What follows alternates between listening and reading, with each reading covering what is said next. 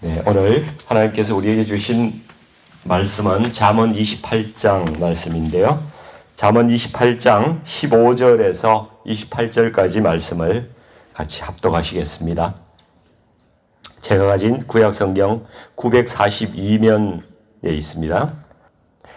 다 찾으신 줄 알고 잠언 28장 15절부터 28절 말씀 같이 합독합니다. 가난한 백성을 압제하는 악한 관원은 부러짓는 사자와 줄인 곰 같으니라. 무지한 치리자는 포악을 크게 행하거니와 탐욕을 미워하는 자는 장수하리라. 사람의 피를 흘린 자는 함정으로 달려갈 것이니 그를 막지 말지니라. 성실하게 행하는 자는 구원을 받을 것이나 굽은 길로 행하는 자는 곧 넘어지리라. 자기의 토지를 경작하는 자는 먹을 것이 많으려니와 방탕을 따르는 자는 궁핍함이 많으리라. 충성된 자는 복이 많아도 속히 부하고자 하는 자는 형벌을 면하지 못하리라. 사람의 낯을 보아주는 것이 좋지 못하고 한 조각 떡으로 말미암아 사람이 범법하는 것도 그러하니라. 악한 눈이 있는 자는 재물을 얻기에만 급하고 빈궁이 자기에게로 임할 줄은 알지 못하느니라. 사람을 경책하는 자는 혀로 아첨하는 자보다 나중에 더욱 사랑을 받느니라. 부모의 물건을 도둑질하고서도 죄가 아니라 하는 자는 멸망받게 하는 자의 동륜이라. 욕심이 많은 자는 다툼을 일으키나 여호와를 의지하는 자는 풍족하게 되느니라. 자기의 마음을 믿는 자는 미련한 자여 지혜롭게 행하는 자는 구원을 얻을 자니라. 가난한 자를 구제하는 자는 궁핍하지 아니하려니와 못본 채 하는 자에게 저주가 크리라. 악인이 일어나면 사람이 숨고 그가 멸망하면 의인이 많아지느니라. 아멘. 수고하셨습니다. 오늘 이 말씀으로 선택이란 제목으로 말씀을 좀 나누고자 합니다. 여러분 중국집에 가시면은 짜장면을 드십니까? 짬뽕을 드십니까? 짬짜장면. 아주 지혜로운 선택이십니다. 우리는 이런 선택을 생활 속에서도 아주 많이 하고 있죠. 그러나 이런 보통의 선택은 우리가 그냥 자유롭게 하면 됩니다. 특별한 우리 삶에 영향이 없죠. 뱃살에는 조금 영향이 있을라나요? 그 외에는 특별한 영향은 없습니다. 근데 이스라엘 백성들이 가나안에 들어가기 전에 이렇게 모압 광야에서 이렇게 모여 있을 때에 하나님께서 모세를 통해서 보라, 내가 오늘 생명과 복과 사망과 화를 내 앞에 두었다. 이렇게 말씀하세요. 이 중에 원하는 삶을 너희가 선택하라고 이렇게 신명기 28장으로부터 30장에 걸쳐서 쭉 말씀을 하고 계십니다. 이 생명과 사망의 길, 또 복과 저주의 길, 이것은 세상의 모든 사람들이 살아가고 있는 두 가지 라이프 스타일이라는 것입니다. 그래서 이것은 짜장면과 짬뽕의 선택하고는 차원이 다른 세상 사람들이 모두 영생을 걸고 선택해야 되는 매우 중요한 결정이라는 것이죠. 신명기 28장에 말씀하시는 이 생명의 길, 이것은 대단히 심플해요. 특별한 이렇게 길게 나오지 않습니다. 아주 심플하게 말씀을 하고 있어요. 그 내용을 보면 이렇습니다. 하나님의 말씀을 순종하는 것입니다. 하나님 말씀대로 살아가는 것이죠. 두 번째는 이 세상의 어떤 것보다 하나님을 더 사랑하는 것입니다. 구체적으로 이야기하면요, 돈보다 하나님을 더 사랑하는 일이에요. 그리고 세상에 있는 지식보다는 하나님 말씀을 더 사랑하는 그것이 생명의 길이고 거룩한 라이프 스타일이라는 겁니다. 근데 사망의 길은 어떻게 이야기하고 있는가 하면은 하나님께 자꾸 멀어지는 거예요. 하나님 말씀이 귀에 들려도 세상에 더 귀를 기울이는 삶을 살아가는 것입니다. 모든 복의 근원이 하나님이신 줄 알잖아요. 그럼에도 불구하고 하나님께 구하지 않고 세상에서 복을 찾는 삶을 자꾸 찾아다닌다는 것이죠. 돈을 의지하고 그것을 탐하고 하나님보다 사람을 더 의지하는 그러한 삶을 삽니다. 또 세상의 지식과 명성, 능력과 경험 이런 것들을 더 의지하면서 살아가는 것이죠. 그것이 내 힘이다 이렇게 생각하는 거예요. 그래서 이 한마디로 사망의 길은 무엇인가? 내 마음의 이 우선순위에 무엇을 두었느냐? 하나님보다 다른 것을 둔 삶, 그것이 사망의 길이다 이렇게 말씀하고 있습니다. 우리 성도님들은 지금 이 생명의 길, 사망의 길 중에 어느 길을 가고 계십니까? 안타깝지만은 여기에는 중간 선택지가 없다는 것입니다. 우리는 어느 길이든지 지금 그 길을 가고 있는 거예요. 둘 중에 하나입니다. 그래서 이것을 깨닫고 우리가 돌이키지 아니하면은 멸망하게 되는 거죠. 아주 중요한 선택입니다. 예를 들면은 내가 그리스도인인데 비즈니스를 하고 있는데 돈을 더 벌기 위해서 하나님 말씀에 어긋난 짓을 지금 내가 하면서 살아가고 있다. 그러면은 다른 변명 아무리 해봐야 의미가 없는 거예요. 나는 말씀보다 돈을 더 사랑하고 있는 것입니다. 하나님 말씀대로 살아가고 있지 않는 거예요. 사망의 길을 가고 있다는 것입니다. 이것을 우리가 구체적으로 삶에서 자신을 돌아봐야 된다는 것이죠.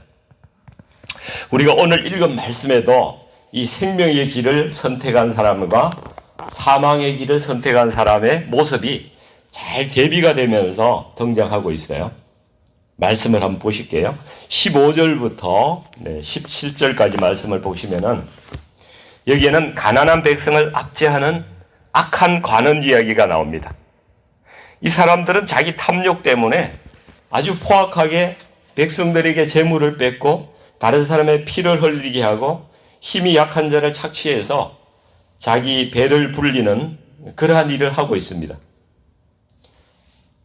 사망의 길을 가고 있다는 것입니다. 18절에서 19절을 같이 쭉 보시면은 이것을 9번 길이라고 표현하고 있어요. 남의 재물을 빼앗거나 사기치거나 땀 흘리지 않고 이 얻은 재물을 가지고 방탕하게 산다는 것입니다. 방탕하게.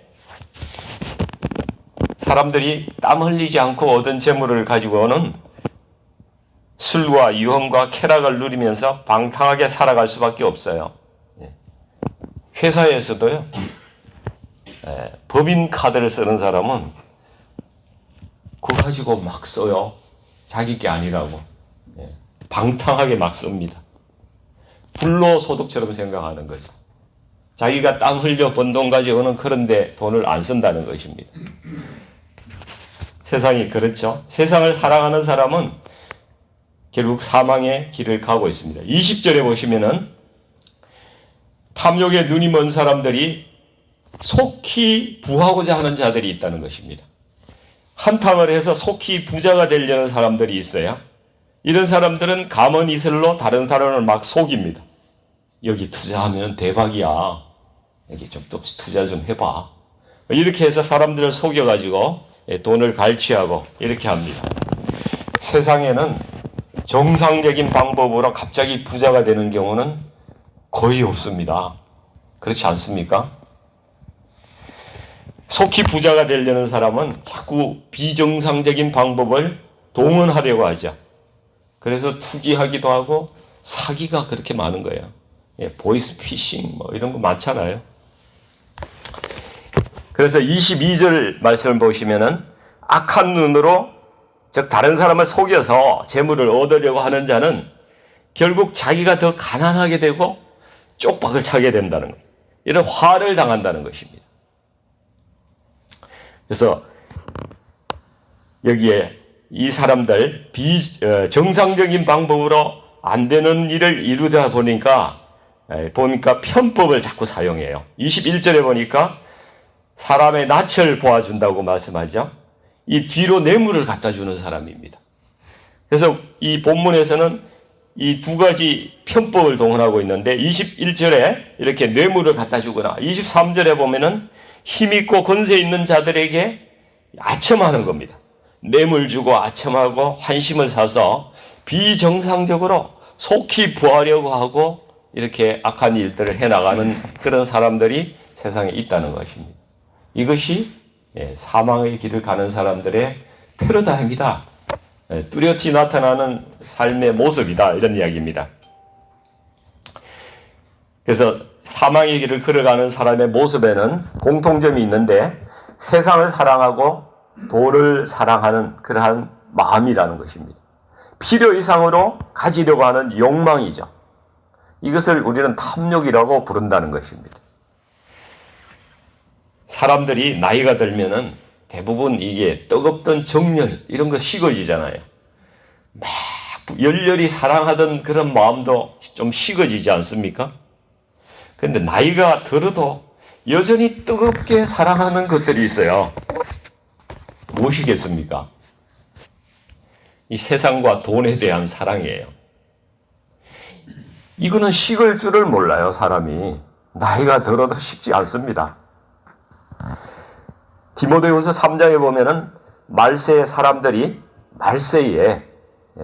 이렇게 된대요. 특히 자기를 사랑하며 돈을 사랑한다고 이렇게 말씀하고 있어요.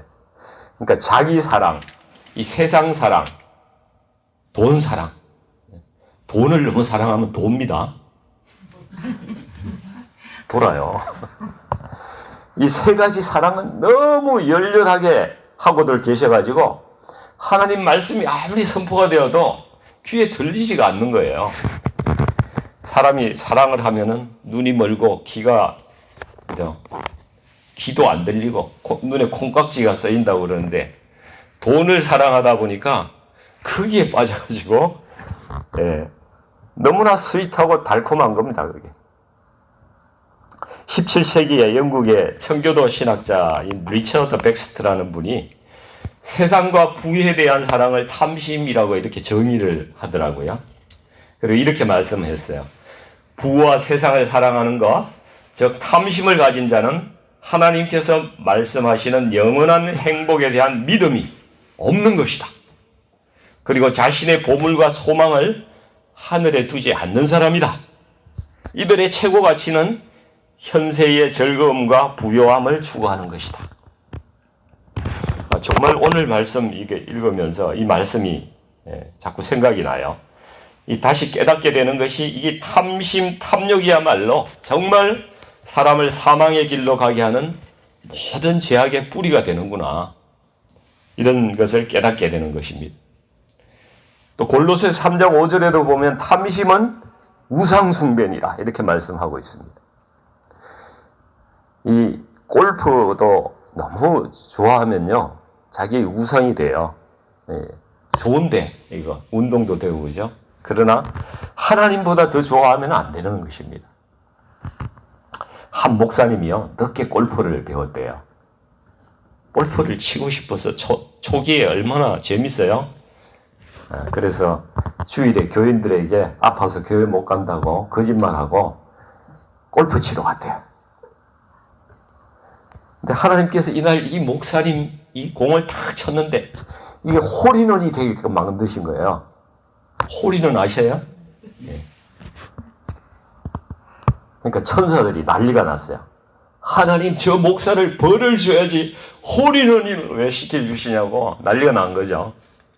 그래서 하나님께서 내가 벌 준 거야 이렇게 말씀하시더래. 그날 이후로 이 목사가 삐쩍삐쩍 말라가는 거예요, 몸이.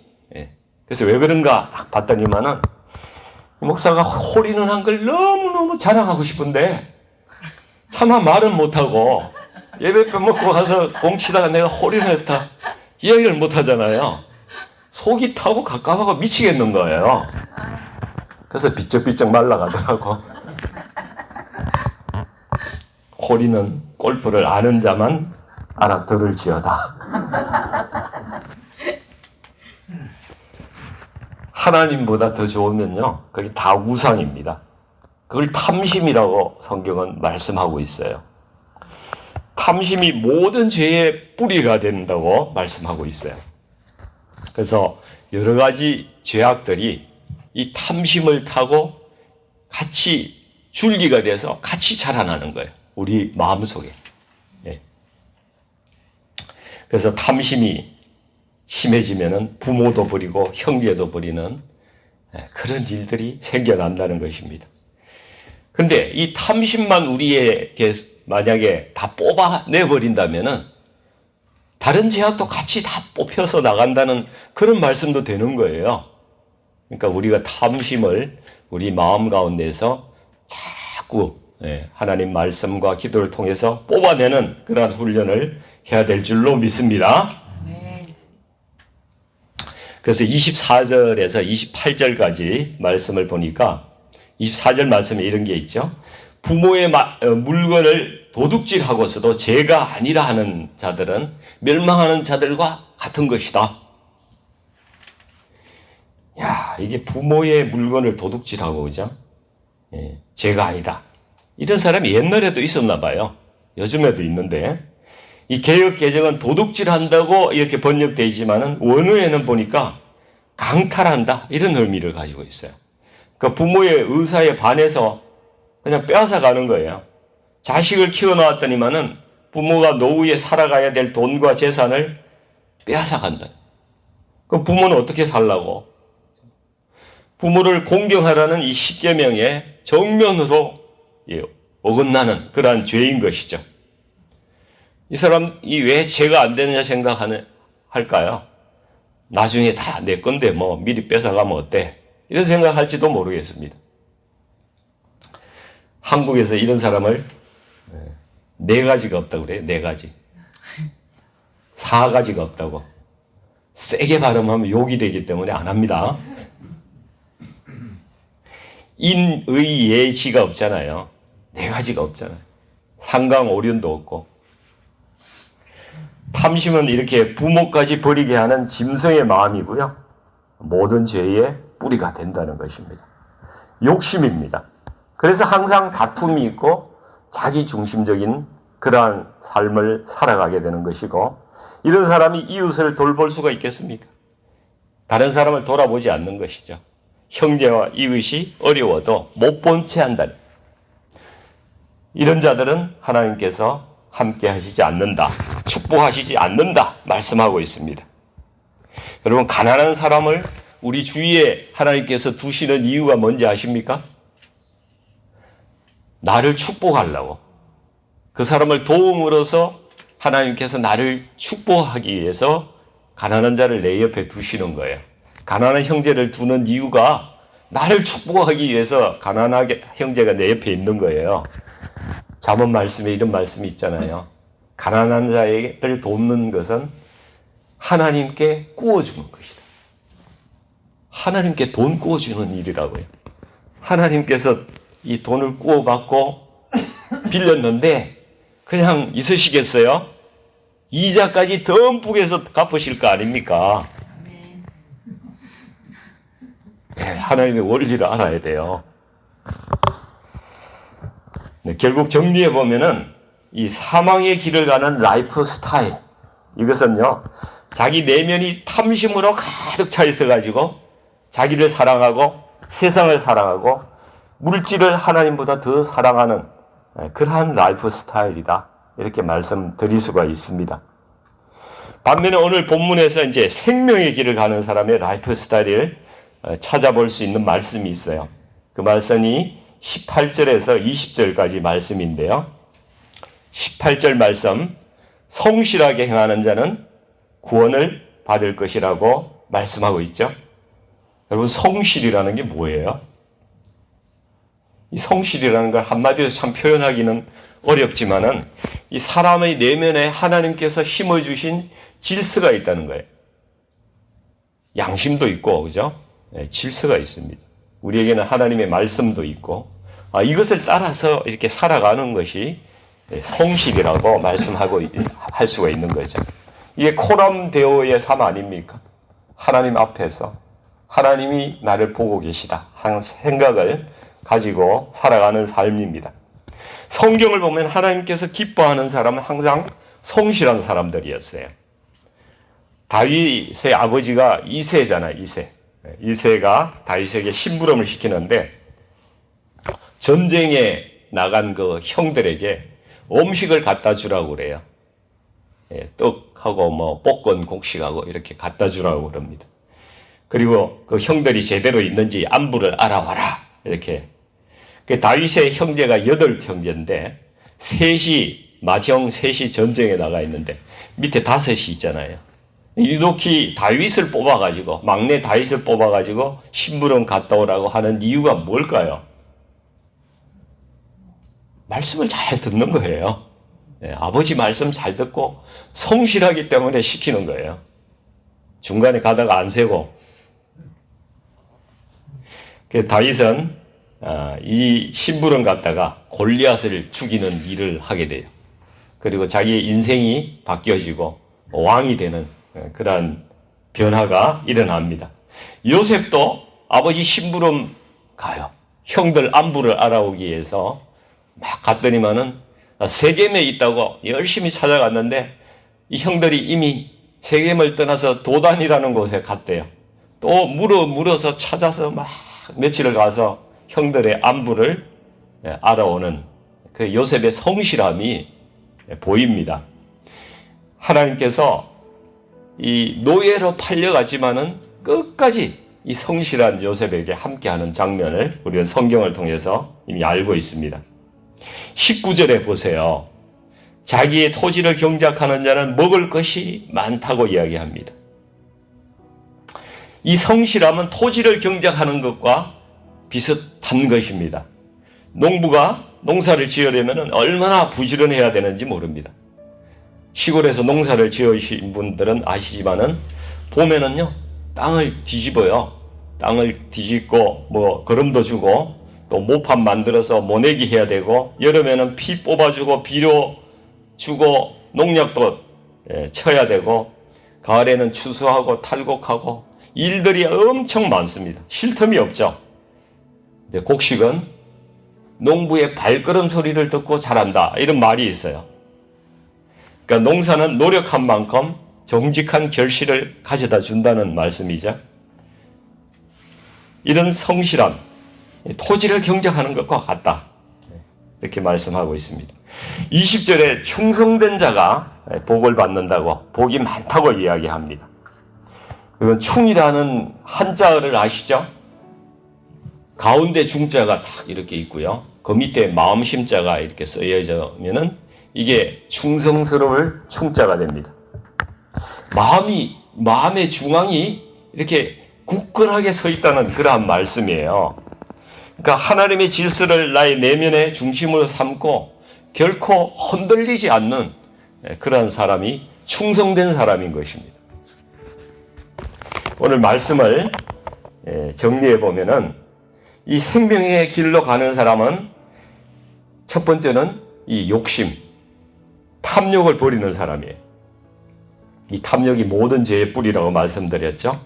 두 번째는 우리가 열렬히 이게 사랑하고 있는 이 뜨거운 사랑, 자기 사랑, 세상 사랑, 물질 사랑, 이거 버리는 거예요. 우리 세 가지 사랑을 한꺼번에 하려면은 힘들잖아요. 남자가 3명의 여자와 데이트를 한다고 생각해 보세요. 얼마나 힘들어요. 한 사람만 열렬히 사랑하세요. 하나님 한 분만 사랑하세요. 하나님만 열렬히 사랑하면 다른 사람들은 저절로 다 정리가 되는 것입니다. 하나님께서 우리에게 엄청나게 큰 일을 원하시는 게 아니에요. 그래서 우리 내면에 우리 하나님의 말씀과 삶의 질서가 굳건하게 자리 잡기를 원하시는 것입니다. 그리고 의심하지 않고 흔들리지 않는 그런 충성된 믿음으로 주어진 삶을 하루하루 농사짓듯이 성실하고 충성되게 이렇게 살아가는 그러한 사람 되라. 이것이 생명으로 가는 삶의 패러다임이다. 이렇게 말씀하고 있는 것입니다. 그래서 우리 교회 모든 성도님들은 2024년부터는 탐심을 버리자. 이 한 가지라도 붙들고 갔으면 좋겠어요. 성실하게 충성되이 주님을 섬기자. 그래서 내가 하나님보다 더 우선시하는 우상이 있다면 그거 버리고 생명길로 가는 그런 우리 성도님들 다 되시기를 주님의 이름으로 축복합니다. 같이 기도하겠습니다. 아버지 하나님, 우리 가운데 탐심이라는 죄성이 있음을 아버지 하나님 고백합니다. 필요한 것보다 더 많이 가지려는 그러한 욕심과 또 세상에서 누리는 어떤 즐거움, 돈을 사랑하는 마음 때문에 저희가 부모와 형제도 소홀히 대하고 이웃을 해치기도 하고 하나님의 마음을 아프게 하는 잘못을 범하기도 합니다. 우리 2024년부터는 우리가 자기를 사랑하고 세상을 사랑하고 돈을 사랑하는 우리의 모습을 버리고 오직 하나님을 사랑하는 그러한 사람 되도록 하나님 인도해 주시옵소서. 우리 삶의 우선순위에 오직 예수님이 되도록 우리 마음을 결단합니다. 오직 예수님 안에서 말씀에 순종하고 기도로 하나님의 비전에 동참하고 하나님의 꿈에 참여하고 그 꿈을 우리의 심령에 심어서 그 꿈을 향해서 같이 사역하며 동행하며 가는 저희들 되도록 하나님 우리 성도님 한 분 한 분 붙들어 주시옵소서. 농사를 짓는 마음으로 성실하게 또 충성된 마음으로 하루하루의 일상을 주님과 동행하는 저희들 되도록 힘을 주시고 우리 모든 성도님들 삶 가운데 그렇게 함께 임하여 주시옵소서. 예수님의 이름으로 간절히 기도드리옵나이다. 아멘.